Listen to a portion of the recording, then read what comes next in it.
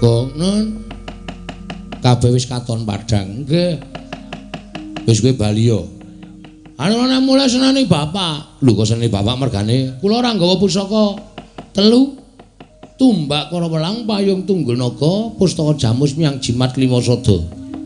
Aku ngerti niate kakekne Semar kuwi pancen suci lahir batin. Anu nggih. Mula kowe tak kandhani ya. Pusaka 3 mau sejatine ora pusaka bain-bain, nanging pusaka mau kedadian saka Nalindra, Nalindra ingkang sekti Mahambara. Mula pusaka 3 mau panggraitane tanpa beda kaya menungsa. Nggih. Lah kuwi sawangen saiki. Pusaka 3 kuwi seneng mburimu ngetuti laku jantramu Bagong. Masa? Tenan, aku ora goro. Udus. Wedian. Niki napa mbiyen kedadian saka menungsa? Iya. Menungsa kabeh tur Nalindra kabeh. Wah, mula kok dong karo karepe Bagong.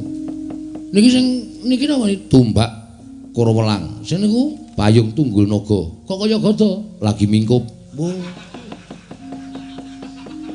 Kuwi nek digarke ya iso.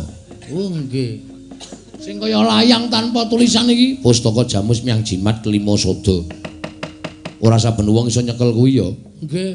Bejo kowe iso nyekel kuwi, aku wae ora wani nyekel pusaka 3. Ning jarine Punden Pandhawa nek arep nggawa pusaka 3 kuwi disembah sik. Disembah. Menuju kuwalan. Oh nggih, siap. Kemarang pusaka menika kula beto wonten Karang Kadempel, Ndara. Ya, kono gawane ning Karang Kadempel.